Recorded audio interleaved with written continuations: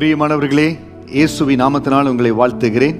நீதிமொழிகள் 12வது அதிகாரம் 28வது வசனம், நீதியின் பாதையில் ஜீவன் உண்டு, அந்த பாதையில் மரணம் இல்லை. நம்முடைய வாழ்க்கையில நீதியான நேர்மையான காரியங்களை நம்ம செய்து கொண்டிருக்க அந்த பாதையில ஜீவன் உண்டு.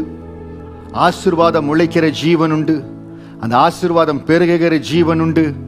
எந்த நாட்கள்லையும் அந்த பாதையில ஆசீர்வாதம் குறைந்து போகிற, ஆசீர்வாதம் மறைந்து போகிற, அந்த ஆவிக்குரிய ஆசீர்வாதத்துல ஒரு தடை, ஒரு மரணம் வருகிற காரியம் இருக்கவே இருக்காது. நீதியின் பாதையில் ஜீவன் உண்டு. தேவ நீதியை நிறைவேற்றுகிற ஒரு மகனாய் மகளாய் நம்மை ஆயத்தப்படுத்திக் கொள்ளுகிற பொழுது, தேவ நீதியின் பாதை என் வாழ்க்கையில எல்லா இடத்துலையும் நான் நீதியின் பாதையில் நடக்கிறேன் பாஸ்டர். ஆண்டு கொடுத்திருக்கிற பெலத்துல நீதியின் பாதையில் நடக்கிறேன்.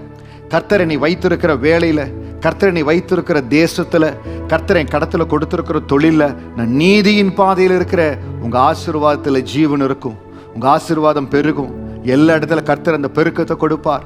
இன்றைக்கு சில வேளைகள்ல கல்ச்சர் என்கிற பேர்ல, ட்ரெண்ட் என்கிற பேர்ல, சில வேளைகள்ல நம்முடைய பாதையில நீதி இல்லாதபடி காரியங்களை மாய்மாலமாய், சில வேளைகள் நம்முடைய கண்கள் மறைக்கப்படும்படியாய் சில காரியங்கள் கடந்து வரும். அதுல ரொம்ப கவனமா இருக்கணும். நான் போகிற பாதையில, படிக்கிற இடங்கள்ல, உங்களுடைய ஃபெல்லோஷிப்ல, உங்க சேர்க்கையில, எல்லா பாதையில நான் நீதியின் பாதையில நடக்கிறேனா? ஏசப்பா என்னை பார்த்து கொண்டே இருக்கிறார்.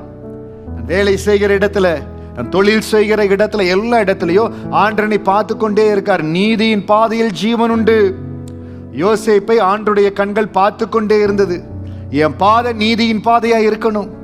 போத்திபாருடைய மனைவி அவளுடைய வார்த்தை கடந்து வருகிற பொழுது யோசேப்புக்கு ஒரு பெரிய சோதனை. அந்த இடத்துல நீதியின் பாதையில் நடக்கணும்னு போனார். அதனால யோசேப்பினுடைய தரிசனத்துல ஜீவன் இருந்தது. அவன் தரிசனம் செத்து போகல. இன்னைக்கு ஆண்டவர் நம்முடைய வாழ்க்கையில வைத்திருக்கிற ஆசீர்வாதம், தரிசனம், மேன்மை, உயர்வு எல்லாமே அந்த நீதியின் பாதையை நம்ம பாதுகாத்துக் கொள்ளுகிற பொழுது, யோசேப்பு ரொம்ப ஞானமாய், நான் இருக்கிறது அடிமையா இருந்தாலும், நான் இருக்கிறது ஒரு அடிமையில என் ஆண்டர் அந்த வீட்டில் ஒரு அடிமையா வைத்திருந்தாலும், நான் என்ன சூழ்நிலை இருந்தாலும் ஆண்டரனை பார்த்து கொண்டிருக்கார். எனக்கு 17 வயதுல கொடுத்த ஒரு தரிசனம் இருக்குது. அந்த தரிசனத்துக்கு நான் உண்மையா இருக்கணும். என் பாதை நீதியின் பாதையா இருக்கணும். அந்த தரிசனத்துல ஜீவன் இருந்ததுங்க. அந்த தரிசனத்துல ஜீவன் இருந்தது.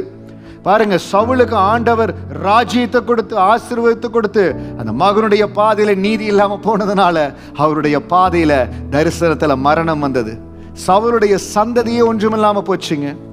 இன்னைக்கு நம்ம வாழ்க்கையில அந்த நீதியை பாதுகாப்பதுல நம்மளுக்கு கவனம் இருந்தா, நம்ம தரிசனத்துல, நம்ம ஆசீர்வாதத்துல ஜீவன் இருக்கும். கர்த்தர் என்னை உயர்த்திட்டார், மேன்மைப்படுத்திட்டார்.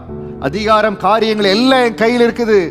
நீதியிலிருந்து தவறிட்டோம், அந்த பாதையிலிருந்து தவறிட்டோம், நம்முடைய தரிசனத்துல மரணம் வந்து விடும். அந்த மரணம் என்ன செய்யும்? நம்ம ஆசீர்வாதத்தை குலைக்கும், சந்ததியின் ஆசீர்வாதத்தை குலைக்கும். தயவு செய்து சின்ன இடத்துலயோ, பெரிய ஆசீர்வாதத்திலேயோ, பெரிய அதிகாரத்திலேயோ, கர்த்தர் எவ்வளவு உயர்த்தி என்ன ஆசீர்வாதத்தில் எப்படி வைத்தாலும், குடும்பத்தில் மிகுதியான ஆசீர்வாதத்தை கொடுக்கிறார், தொழில பெரிய ஆசீர்வாதத்தை கொடுக்கிறார். நீதியின் பாதை முக்கியம். நீதியின் பாதையில் ஜீவன் உண்டு, அந்த பாதையில் மரணம் இல்லை.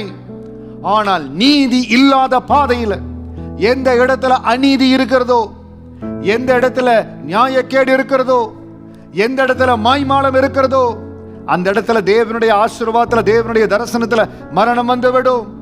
எப்பொழுதும் ஜீவன் இருக்கணும். அந்த ஜீவனை பாதுகாத்துக் கொள்ளணும்.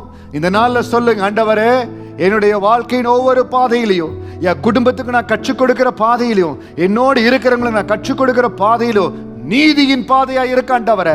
என் வாழ்க்கை நீதியின் பாதையா இருக்கும். என் வாழ்க்கை ஒரு அடையாளமா இருக்கும். நீதியின் பாதையில் நடந்தார். இவருடைய வாழ்க்கையில எந்த இடத்துலயோ குறைவே இல்லை. ஜீவனோடு இருந்தார், ஆசீர்வாதமா இருந்தார். அனனியா சப்பீரால் தேவனுடைய ஆசீர்வாதத்தை பெற்று அப்போஸ்தலர்கள் இருந்த அந்த சபையில் அந்த மகள் இருந்தாங்க. நீதியின் பாதையில் இருந்திருந்தா ஆசீர்வாதமான ஜீவன் இருந்திருக்கும். அவங்க பாதையில நீதியை தேர்ந்தெடுக்காதபடி மோசத்தை, மறைப்பை, ஊழியர்களுக்கு மறைவான காரியத்தை செய்தாங்க. பரிசுத்த ஆவியானவருக்கு பொய் சொன்னாங்க. அவங்க பாதையில மரணம் வந்துருச்சு. இன்னைக்கு தயவு செய்து எல்லா சூழ்நிலையிலும் நீதியின் பாதையில் இருப்பாண்டவரை என் தரிசனத்துல என் ஓட்டத்துல ஒவ்வொரு நாளும் உங்க ஜீவன் இருக்கணும்னு சொல்லி அவர் கருத்துல கொடுங்க.